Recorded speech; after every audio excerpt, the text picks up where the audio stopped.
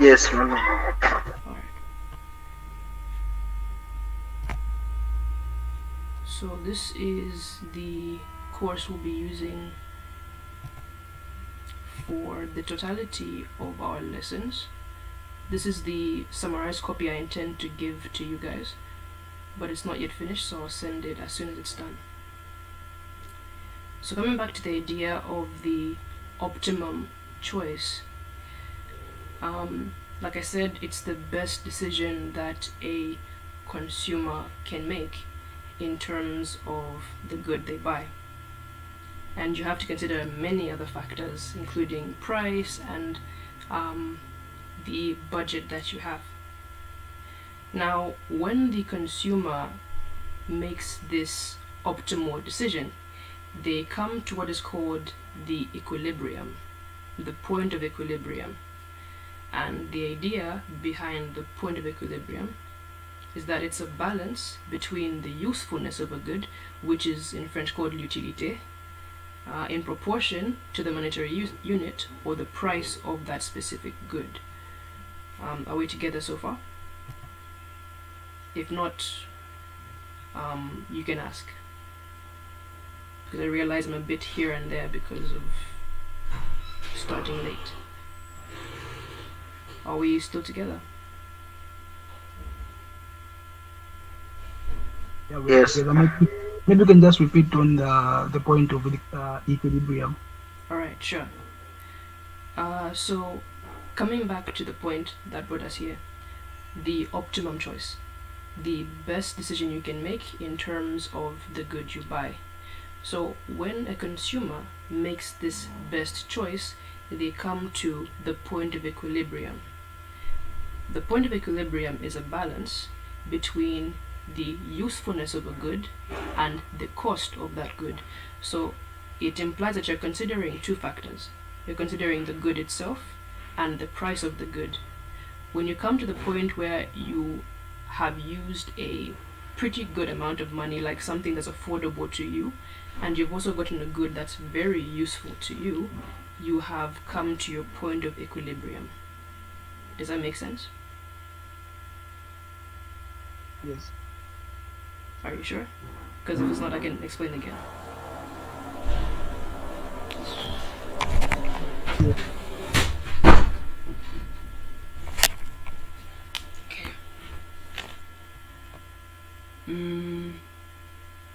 So if it's clear, we can move on. So I've used a lot of terms that we haven't yet defined. I will define them as we go along. One of the terms I used is utility or satisfaction. These terms can be interchanged, utility and satisfaction, because they mean the same thing, but what you'll find in your polycopy is utilité, which, let me show it here.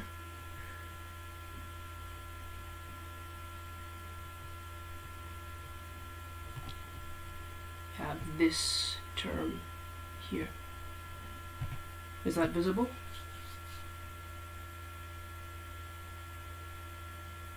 Yes. Okay. Yes. So, in understanding utility, we go back to the idea of equilibrium again. You can rephrase the sentence I made about the balance of cost and price as the balance between satisfaction and the cost of attaining it, because a good ultimately has to give you satisfaction. So you have something that you want to use and you have the cost of getting it. Once you balance those two to a point that's affordable to you and useful to you, you have your equilibrium.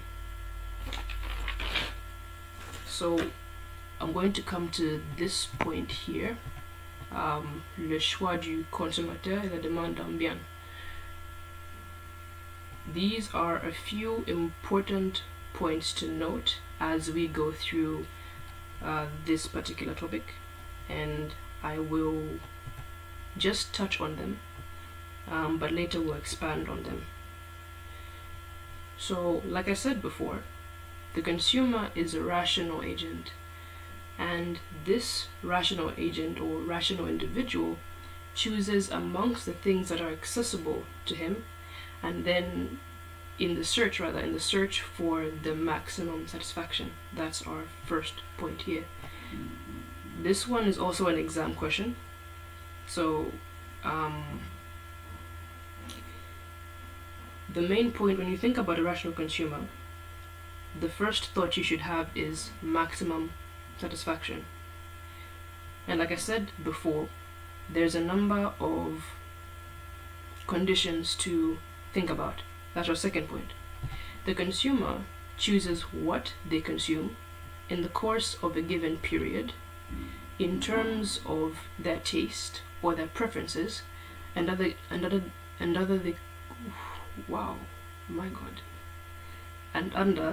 the constraint of their revenue or their budget. Someone wants to join, give me a second.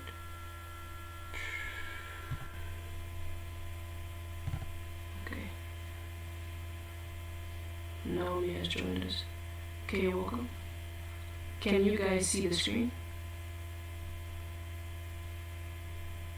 No. No. Okay. Alex, how many minutes do I have?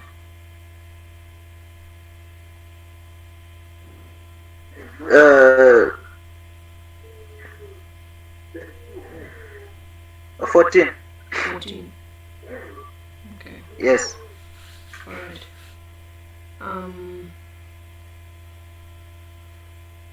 Let me just finish this part, then I'll do a quick summary for Naomi to catch up with everyone.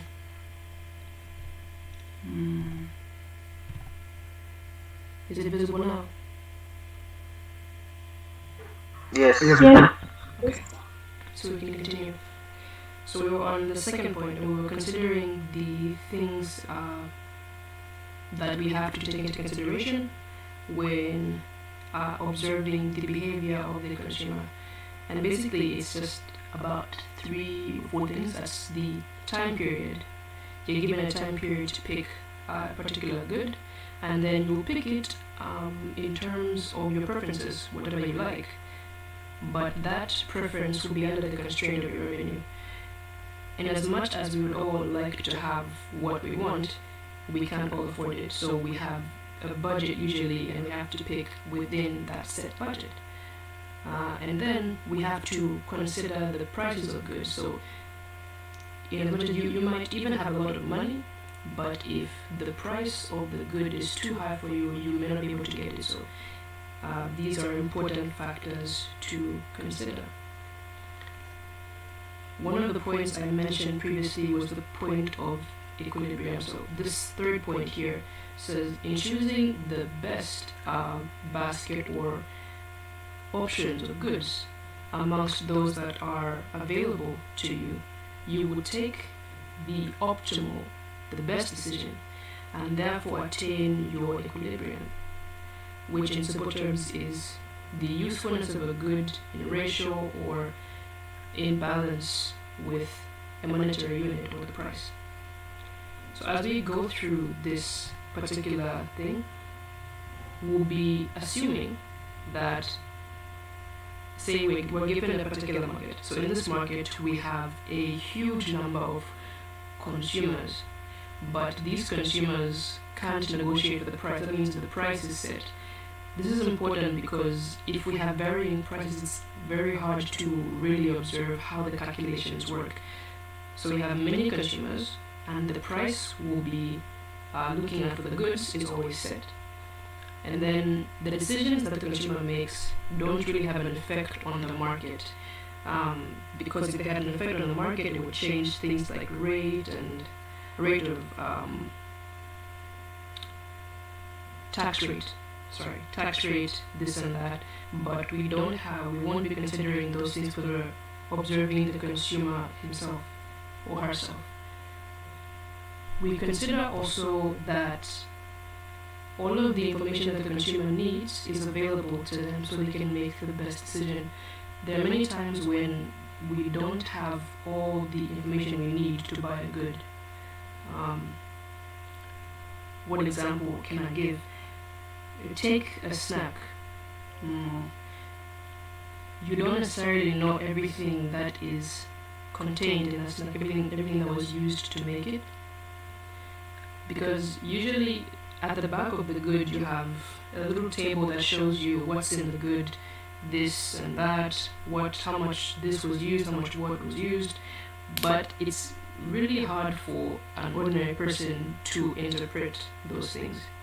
Usually you'd have to be a food engineer to really know what's there, so you don't have as much info as you need, so it's very easy to buy something that might be dangerous to you.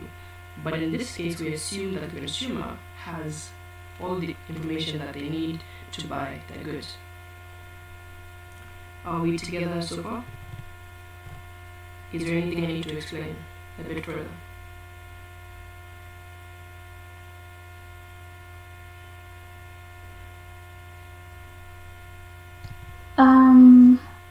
I'm a bit lost. Where exactly were you explaining? I was explaining from this part here. So what I've been doing, I've just been translating. So unless you want me to read in French and then translate, I can do that. Oh, okay, alright. Okay, so before I continue, where did I leave you? What's the last part you understood? So I can go back to that. The last part you're mentioning was the consumer doesn't really know what is in that snack, but at the back of the product there's exactly what is in that snack and all that, yeah. Okay. So the part that I was explaining is this one here. It says l'information est à la disposition de tous les consommateurs ainsi que l'absence du risque. So what I was trying to explain is that usually at the back of the snack you have a table of contents, so to speak. But for you to really interpret that information, you have to be some sort of food engineer. So it's as though they're giving you information, but you don't really know how to use it. I don't know if that's clear. Yes, it is. Okay. But in this case, for the course, for this entire period we study the consumer, we assume that the consumer completely understands all the information they have, or that all the information is given to them and they completely understand it, and it helps them to make the best choice. Is that part clear? Yes. Okay, good. Yes. Alright, thank you. So that's why here it says il y a l'absence du risque. So there isn't any risk of making the wrong decision because you have all the information you need to make the right decision. I hope that's clear. Yes. Okay, thank you. So just again summarize, I'm only giving a couple of basic points that we'll consider as we go through. We'll go into details later. This is just the basic things to understand. So the next point here is that we'll be looking at the satisfaction that a consumer receives. The method we use to analyze the consumer's behavior is analyzing their satisfaction. Previously, I had mentioned that the words satisfaction and utility are interchangeable, they mean the same thing in this case. So here where you see it says utilité, it's satisfaction. And so as we're looking at this, there's two approaches to understanding utility or satisfaction. There's cardinal utility and ordinal utility. Excuse me. And we will explain about this more as we go through. Basically, it's just a study of the conditions necessary for a consumer to have the right amount of satisfaction and the process of getting there. Does that make sense?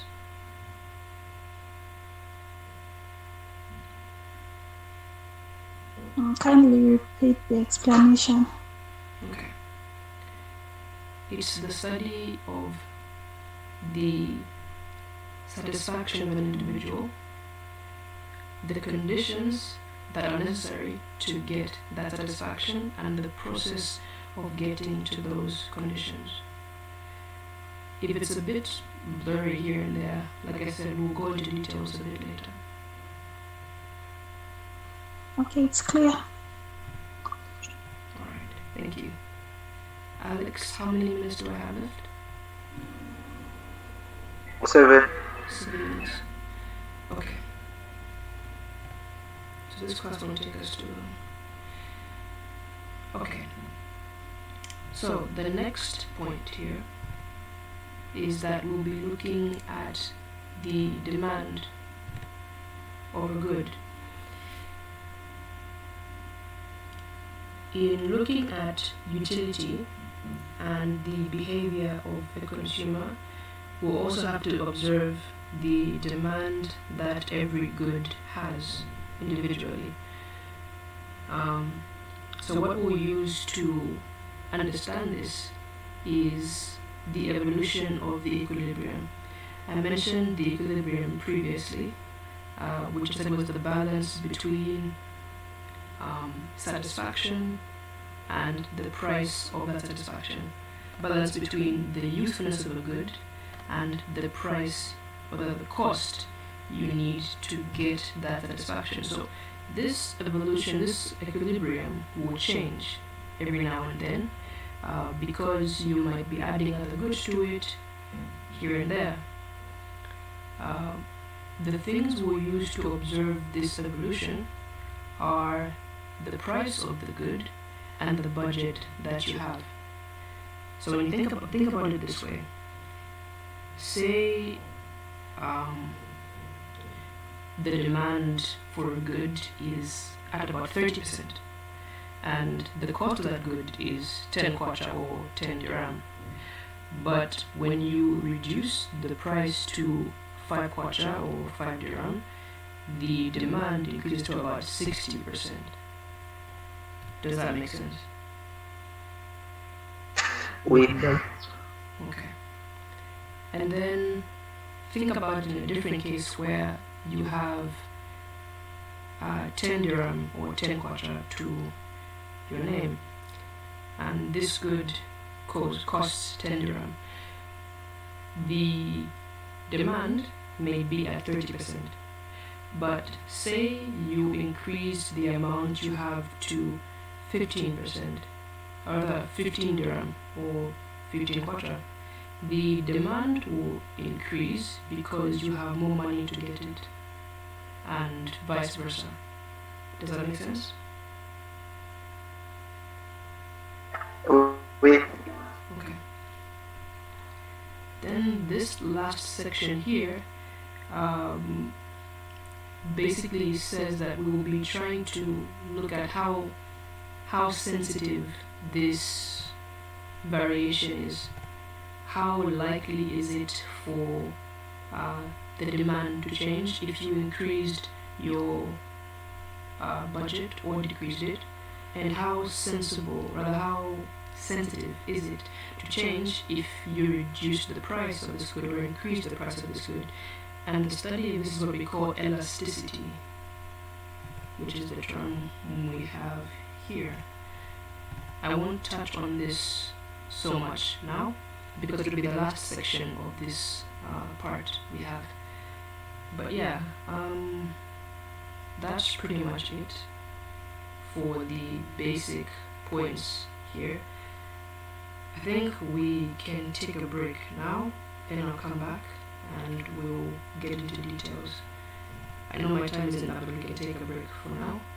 And then when we come back, I'll give a brief summary and we'll get into the issue just to summarize everything in case some things haven't been completely understood, because I understand it's a bit all over the place and it's a bit maybe quick. So yeah, we'll take a break for about 5 minutes and come back at 10:02. 11:04. 11:02. Yeah, 10:02 here, 11:02 there. Okay, thank you.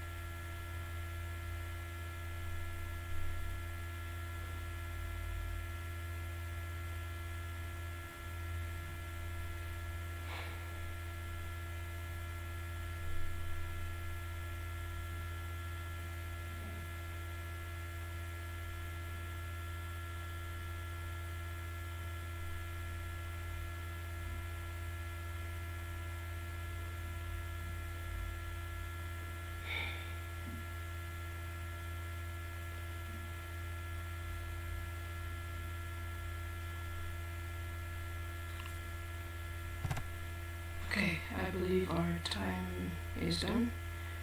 Can we continue? Are you guys ready? Oui. Okay. So I'm going to do a quick summary of what we've gone through, just the points I consider the most important.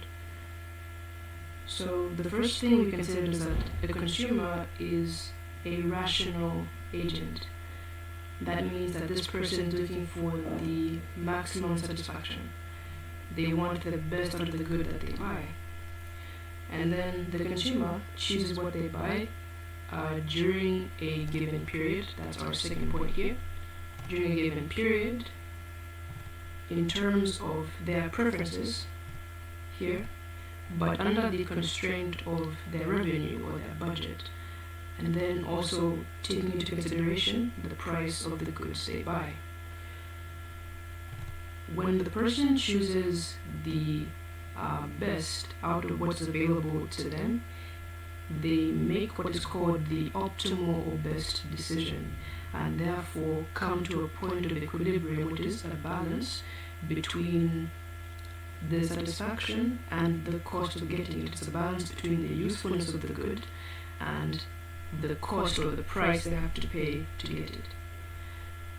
So as we are looking at this, we assume that we have a number of consumers who cannot negotiate for the price is set, and then the decisions that they make in the market don't affect everything else. It's just based on them. And then they have all of the information they need to make the right decision, which means there is an absence of risk on their part. And then in terms of analyzing utility, we have two methods: utility cardinal and utility ordinal, which we'll get into in this next session. The last thing we considered was the demand of a good, which can be measured in terms of the price or in terms of the budget, which means it can change if you change the price of the good or if you change the amount of money you are allowed to spend on this good. So to measure how sensible, how sensitive the demand of a good can be, we observe it in terms of the changing of the price of the good and also the changing of how much money you have. We see how easily it can respond to you changing the price or the amount you have to spend. Are we clear up to that point?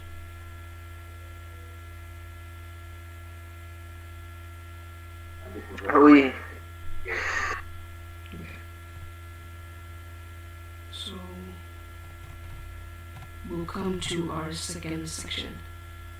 According to my plan for this lesson, we'll just start with utilité cardinal, and then in our next session we'll begin utilité ordinal and go on to other things. Alex, I'm assuming you started my time, my 20 minutes? Oui. Okay, thank you very much, Alex. You're being very helpful. So,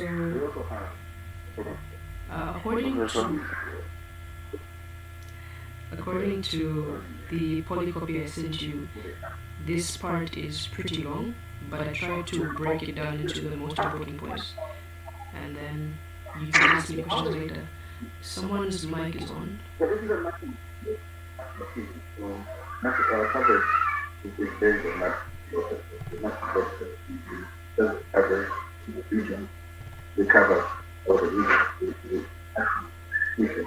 We have programs that are coming through. Could someone text Alex and ask him to turn on his mic? Okay. Thank you, Alex.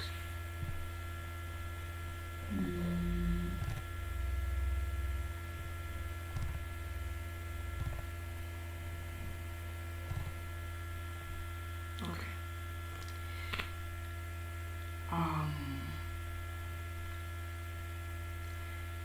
Yeah, so we're starting the next section, which is utilité cardinale. So I made this particular point in red here because it will help you remember this part of it when it comes to exam questions, and even when it comes to just basically understanding the whole topic in general. So when you think about utilité cardinale, you think about the two laws of Gaussian. In the main polycopy, we have a whole history about these guys, but it's not really important to get into. The important part is the two laws themselves. The first one is la loi de l'utilité marginale décroissante et la loi de l'égalisation de l'utilité marginale pondérée. The first one tells us that the marginal utility of a good generally decreases, and I will define what marginal utility is as we go on. So we'll move from this point, and then later we'll look at the second law. So here we are. Now, before we understand or study what the term marginal utility is, we have to define what total utility is. So, because marginal utility is only a part of total utility. The definition isn't here, but total utility basically is the aggregate of satisfaction that a consumer receives through the consumption of a specific good or service. It is the aggregate of satisfaction that a consumer receives through the consumption of a specific good or service. The term aggregate means that you are combining a number of elements. For example, you have the total utility of a good named X, and you have the total utility of a good named Y. So what you find then is the total utility of the two of them put together, and that's why it's an aggregate. So basically, it's just all of the satisfaction that you might attain when you buy a particular good or a particular amount of goods. Is that part clear? Yes, but on the first part, you said to say cardinal utility is equal to the two laws of Gosa. What do you mean by Gosa? The first part, the one in red. Oh, it's just a guy. Don't worry. It's a person who was doing research on microeconomics, and then he came up with these two laws to explain marginal utility. Thank you. Okay, you're welcome. Yeah, like I said, in the other polycopy, it talks a bit more about Gaussian himself, but it's not particularly necessary for us at the moment. Yeah, so apart from that, is everything else up to this point clear? No, kindly explain the first law again. Just a brief explanation. Okay. Sure. I'm not done, by the way. I was just explaining one part of it, which is the total utility. Actually, I haven't yet begun. So the first law is marginal utility decreasing, marginal utility. For us to understand this, we have to understand the term marginal utility itself.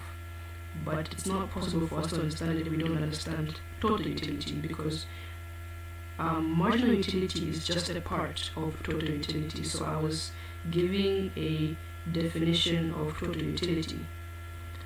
If I can break it down, it's just a case where it's the complete satisfaction you get when you buy a good, or when you buy a number of goods. I said you can have good X and a good Y.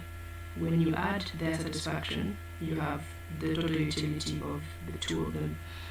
You just check through if I have something of that nature. Yeah, exactly. So here.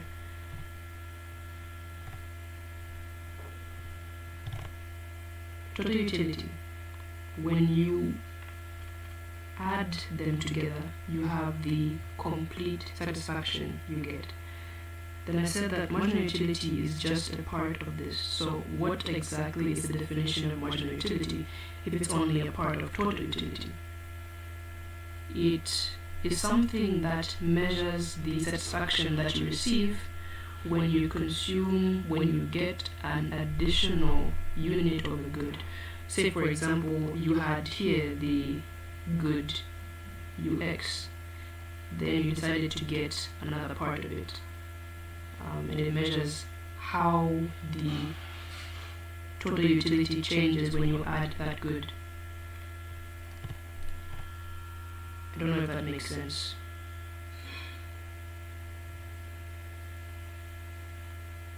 Yeah, like for me, I don't understand on that part. Starting from marginal utility decreasing. Okay. So I'm yet to explain exactly how marginal utility decreases, but in terms of its definition, I'm trying to see how best I can break this down.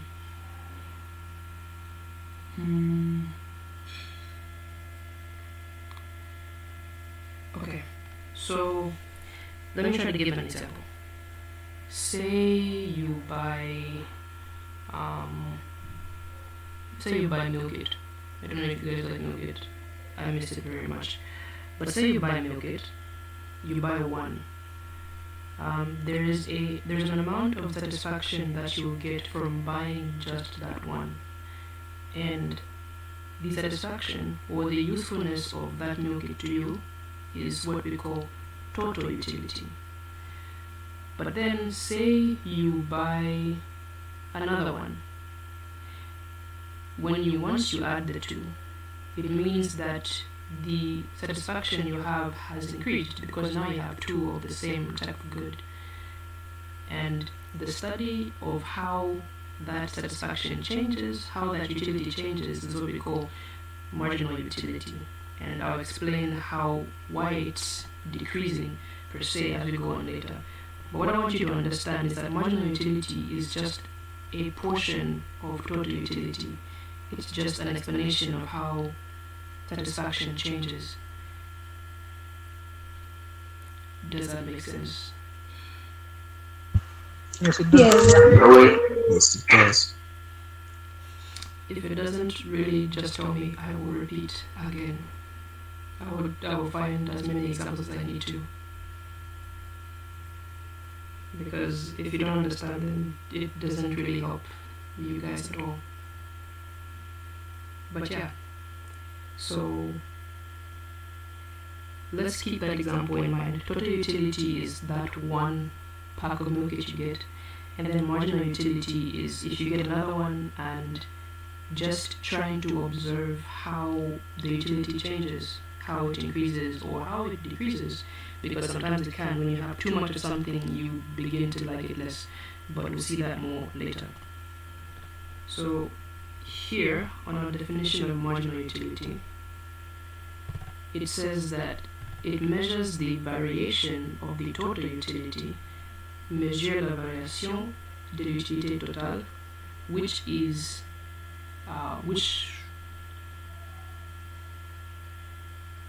observe through the consumption of another unit, an additional unit of the good X, which is the term we have here.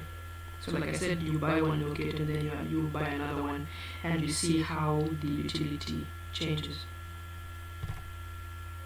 Now, marginal utility is generally, in this kind of case, decreasing. We'll switch to the main polycopy to observe this, but I want, if you could take a screenshot of this part here, it will be useful to you, because this is a formula that we'll be using throughout. Basically, we will rarely calculate total utility, but we'll focus on marginal utility. So if you can screenshot this part here, it will help. Is that done? Yes. Oui. Alright,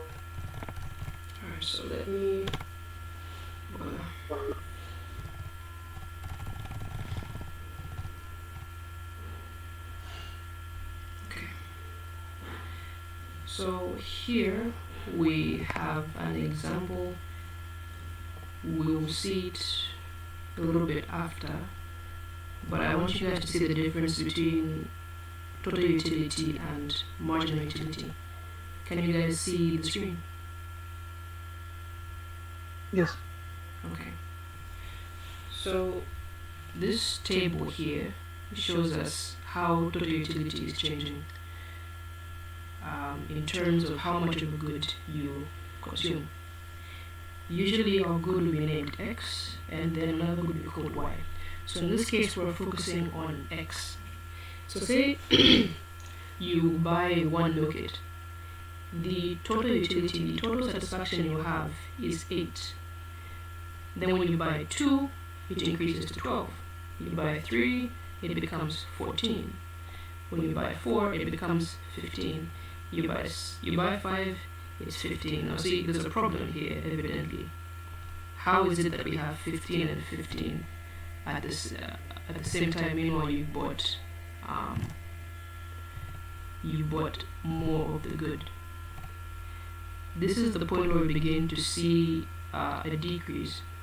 Remember when I said just now that sometimes you can have too much of something and you stop liking it. For example, you buy chocolate every day, eventually you stop liking it, then one day again you start buying it again because you get bored of the thing. And that's what this point here explains. When you get to this point, you come to the point where you are kind of bored of the good and it's no longer useful to you because you've had too much. This point is called the point of satiety or satiété in French.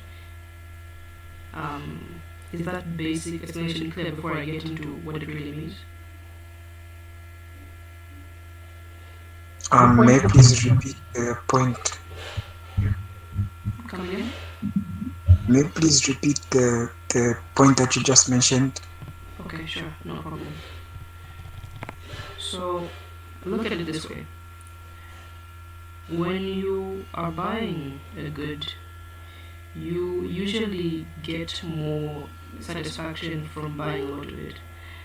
For example, if you buy one milk it's okay, yeah? But usually if you want to enjoy it more, you buy a couple more. Maybe you buy 2, you buy 3, over a given period of time, of course, just to increase the satisfaction that you get from it. But there may come a point where you get bored of it because you had too much. I don't know if this just happens to me, but there are times when I've had too much of something, and so I don't like it for a while. I get kind of bored of it. But that situation has a name and a theory in microeconomics. It's called the point of satiety. It's the point where you've had too much of a good and it's no longer useful to you, or it's no longer as useful as it used to be. Say I buy chocolate for a week. After a week, I might get tired of it and I start to buy less of it because I don't like it as much. At the point, sorry, let me come again. So this point here, number 4, is kind of the most you can have of this good before you get bored. Say I buy 4 chocolate bars. After that point, I won't want to buy any more because I've had enough. And that's the point of satiety. After this point, it comes to here where it's the same, and then it begins to decrease. Say you buy 6, you now have 14, which is the same as here at 3. You buy 7 and you have 12. So basically it's going down until you get to 0. So the general idea is this. Sorry, Madam. It's still not clear? I'm still seeing the page you've told us to screenshot. I can't see what you're saying. Oh really? Hold on, let me see. Yes. Is that the case for everyone? Yes. Yes. Yes. I see. Okay, hold on. Let me see. And you're remaining for 1 minute. 1 minute. Alright, thank you. So, I'll try to switch to this page and we can take our break. Let me see. Mm.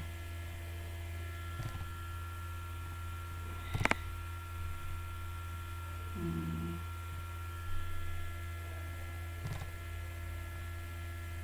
Okay.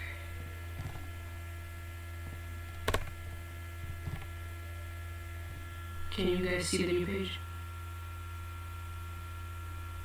Yes. Yes. Okay. Yes. So this whole time that I've been explaining, you guys haven't been able to see anything. No. So yeah, I'm sorry. Okay. Let's take our break, then we'll come back. Alex, you can tell me when it's time to come back, yeah? Alright. Okay, thank you.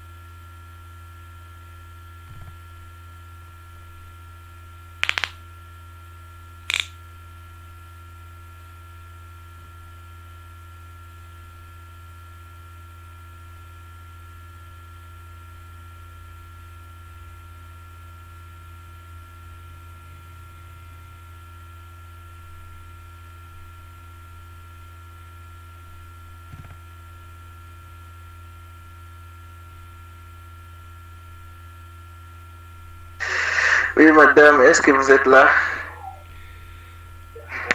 Oui, monsieur. Je suis là. We can continue. Ah, oui, nous commençons. D'accord. Alors, est-ce que vous pouvez... C'est clair? Can you guys see this point? Oui, oui. You can see the table here? Yes. Okay. Alright, so I'll have to start again from this point, then we'll go forward. So what I was trying to show you guys is the difference between total and marginal utility. So in this case, we are observing total utility. So we have a table here that shows us a good X, how much of it you consume, and its total utility. So you can see here we have 1 and the utility is 8, 2 it goes to 12, 3 goes to 14, and at 4 it goes to 15. But the issue is that at 5 it remains at 15 and after that it begins to decrease. I explained something of the sort previously, and I know you couldn't see, but was the explanation in some way, like could you get something out of it when I explained previously? Of course I'll still explain. Yes. Okay. So, as I said before, this point here is called the point of satiety. In basic terms, it's the point where you've had enough of a good, or you get bored of it. So you begin to buy less and less of it. That implies that at 4 here, you've had enough. For you to get the maximum out of this particular good, you only need to get 4. Beyond that, it remains the same or it begins to decrease. And that's generally how total utility works. There's a limit to how much you can get because eventually you might get tired of it. Is that part clear? Yes, it is, but I'm just worried of those numbers on total utility. Then why were you getting them from? Come again? Those numbers on total utility, where did you get them from? Can you see the table? Or do you mean like calculating them? Calculating them? Okay, we will get to that, don't worry. But usually, you're given total utility. Usually, especially in exams. I think even in the general theory of the thing, it's given to you.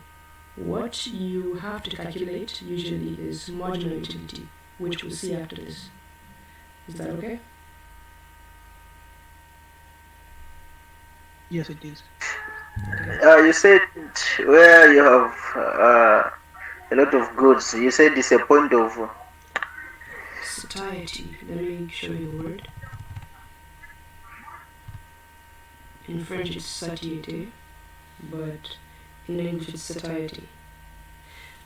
I guess it's more important for you to know this particular term in French than the one in English because you'll be studying in French either way.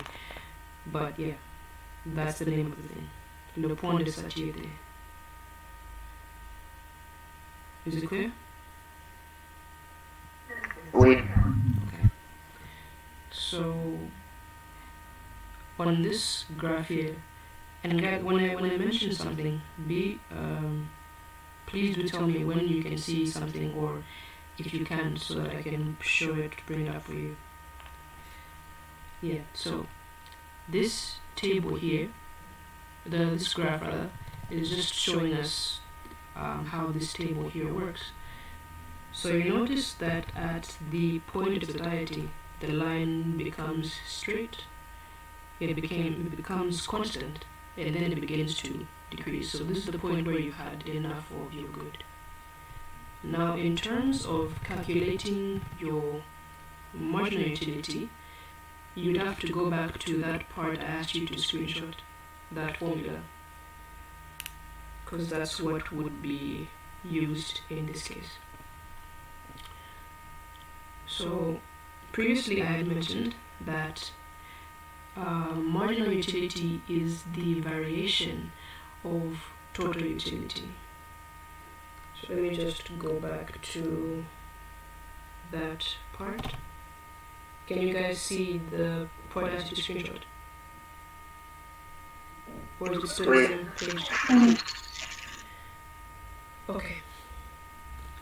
So in terms of the calculation, when you say variation, it's just a case where you are adding or subtracting something.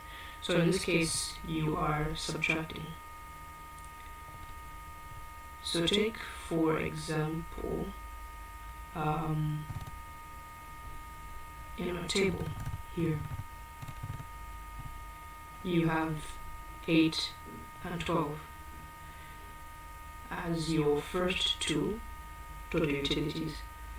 They're the ones you'll go and fit back into your formula. So we come back here. Here where it says UXN, it would be your 12. And then where it says UXN minus 1 would be your 8. How do I explain this? The best way to remember this is that whenever you see n minus 1, it's referring to something that's behind, something that was there previously. I think I need to explain this a little bit better. Let me see what I can do.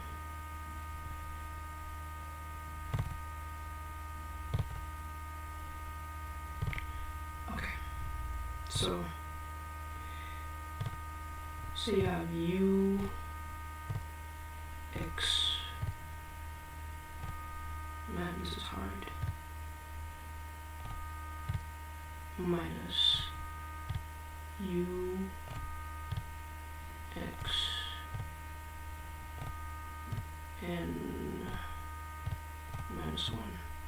Can you guys see that? Oui. Okay. And you have the same xn minus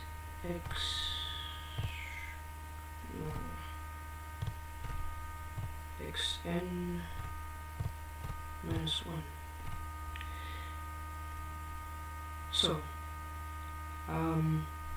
in the previous explanations, we had the definition of total utility. When you think about total utility, it's this part here, ux. That's your formula, basically. So when you have uxn, it's telling you the particular value you've assigned to your total utility. In this case, it would be 12.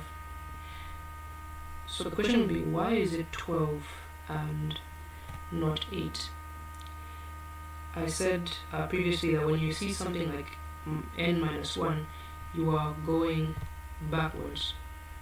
So whenever you are trying to calculate marginal utility, and I think you'll see this in analysis also, take note that you have two values to put in here. The first one, you take it as this one, and the second one, you take it as 8, because it's the one that comes before 12. I honestly don't know how I can explain that better, but take it also, when you go to the next stage, you have 14 as your uxn and 12 as your uxn minus 1, because the 12 is before the 14. It kind of just flows like this in terms of replacing it in the formula. It's always the case like this. For those who are going to the ENCG or FES, you will see something similar when you start doing statistics, and I think it will be a good way to apply this theory. I think to better understand, we can go to the calculation here. So you see here you have 12 minus 8.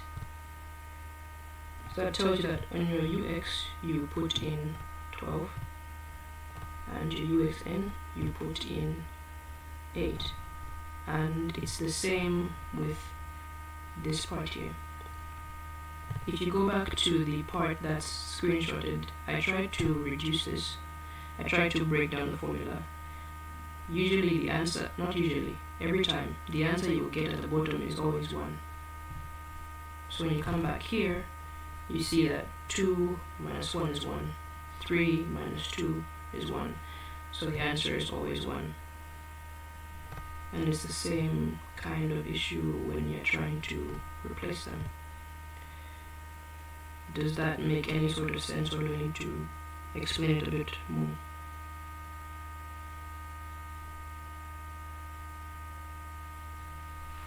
Can you explain it a bit more? Okay, so which part don't you understand? All of it. The part where you're doing the whole calculations, I understood the part where you spoke about at the bottom you always have 1. But just kindly go through it a bit more. Sorry, come again? I mean, I understood the part where you said on this other side that x and always have the 1. But is it okay for you to just run through? I think it just wasn't as clear. Okay. That part. Sure, I can do so. One of my biggest worries about teaching online was that explaining calculations might be a bit difficult. I'd rather do it in person, but I would do my best to make it as clear as possible. Okay, so how do I put this? And then this is the formula for, is it cardinal utility or total utility? This formula. It's for marginal utility. Here, UMX. Okay, so let me go back a little bit. The part we're looking at is cardinal utility. It's the entire section. But within cardinal utility, we have 2 laws. The 2 laws are decreasing marginal utility and weighted marginal utility. The one we're looking at right now is decreasing marginal utility. So under decreasing marginal utility, we have to look at total utility and marginal utility. When we were up here, sorry, wrong part. When we were here, I was explaining to you how total utility works and how it increases to a point, then decreases. And then the part I'm showing you now is how to calculate marginal utility, because I mentioned previously that marginal utility is only a part of total utility, but it is the one we use to observe the changes. Is that part clear? So that I can answer the other question? Oui. Okay. So what we're looking at is how to calculate marginal utility, which is a part or a small portion of total utility. So you have the formula that I asked you to screenshot, which is UXN minus UXN minus 1 and XN minus XN minus 1. Someone asked me previously where we got the values for total utility, and I mentioned that they are usually given to us. So what we then have to calculate is marginal utility, and we get the values for calculating marginal utility from the table we're given for total utility. So we use these values to calculate marginal utility. So in this case, as you can see, you have on top you have 2 values to fit in, and even here you have 2 values to fit in here at the bottom. So this part here is total utility. You can rename it as UX. That's your total utility. And then here you have the consumed quantity of the good. x, so it's just x. So now this n here refers to the number here on. So you can say xn when n is equal to 1. It's this one here. And then uxn when n is equal to 1 is the first one. That one there. So this n here just tells you which position you're on. Number 1, number 2, 1, 2, 3, 4, 5. It tells you where you are so that you know which values to replace in your equation. So here we have uxn. So say you have ux1,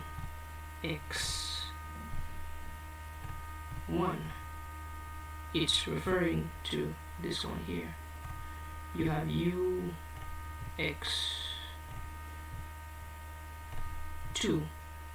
it's referring to the second one.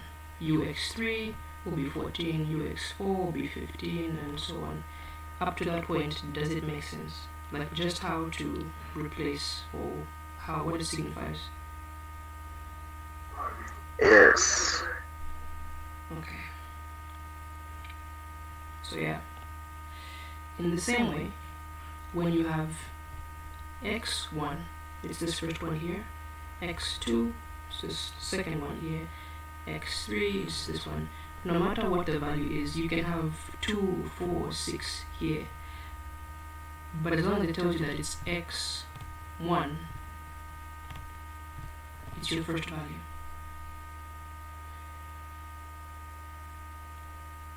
Is that clear? Yes, it is. Okay. Yes, it is. So now, in terms of replacing the value, it gets a little tricky when you think about it that way, because if you say uxn minus uxn minus 1 and say you're taking 8 as your uxn, there's nothing there. So what would you use as your uxn in that case? You wouldn't know. But generally the case is that when you're starting with your first value here, your uxn minus 1 will be 0 because there's nothing before. Let me just rub this here. So in this case, your ux1 is 8. You'll have 8 here. But since there's nothing before, you'll have 0 here. And then your xn, or your x1, is 1 in this case. And since there's nothing before it here, you have 0. When you say 8 minus 0, it's 8, 1 minus 0 is 1, and your marginal utility will be the same as the total utility, to be 8, because there's nothing else that you were subtracting. I don't think that was expressed in this polycopy, but in my calculations when solving this, voila. Your marginal utility here is 8. Though here it didn't show how it was done, but simply because there was nothing before your 8 here to subtract, and that's why you have 8.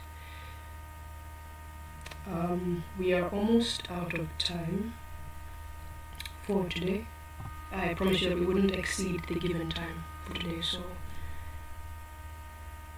I will spend, I think, the rest of it, at least, at the very least, this part should be understood, just how to replace, and then when we meet again, we can look at it a bit more. What I'll do is that I'll send a picture and a voice note in the group to try to explain this part a bit better. And I think I'll make a separate group for the microeconomic students for NCG, so I can speak to you personally, and then we can talk more there. I think it'll be more personal and even clearer. Does that sound okay for you guys? Oui. Oui. Okay, so I can tell you guys are as tired as I am. So we'll end here for now. On how to replace, is it somehow clear? If it's not, we can stop here still, but I'll send a VN and or a video in the group. I'll try to explain it better.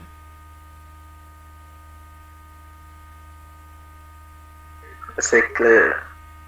You sure? But I think the picture will help as well. Yeah. And the VM. Okay. Yeah. Then I would like you to give also the definition for this in the ordinary utility, cardinal, total utility, and the other one which is on top there. Marginal utility. Okay, sure. I will send a brief summary of everything we've done today and the definitions. By the end of the week, I should be able to give you this one, the one we're using, so that you can just go through it yourselves. That okay?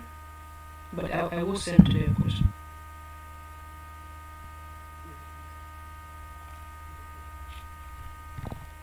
You guys, are you still there? Oui. Okay. Alright, so we have 10 minutes left, but I think we can end here for today. I'll send those things over, and then the next lesson we'll have on Wednesday. When I create the separate group, I'd like for you guys to give me an evaluation of the lesson. This is my first lesson, so obviously I made a bunch of mistakes and here and there. So for the sake of you guys, I want you to tell me how I can do things better. Tell me your observations. Can I go slower? Should I explain a bit more? Do you want more visuals? Just tell me what you need so we can improve the experience as we learn. Yeah?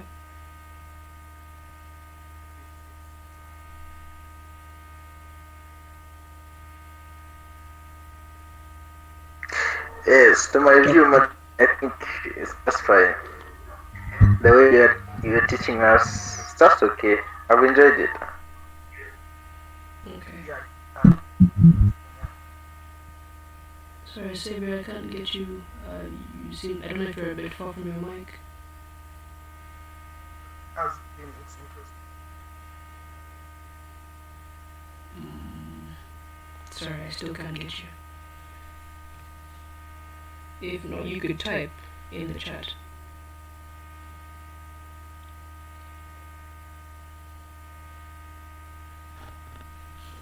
Okay, yeah. Otherwise, Alex, thank you for that. Though I still feel I can do better. So, yeah. I'll make that separate group as soon as possible and send the materials for you guys. Also, good luck with your next courses for the day. I hope you understand well enough and are prepared for your semesters here. It's interesting. Okay, cool. Alright, so thanks you guys for staying through this entire time. And yeah, we'll meet next time on Wednesday. Have a good day. Je vous en prie. Yeah.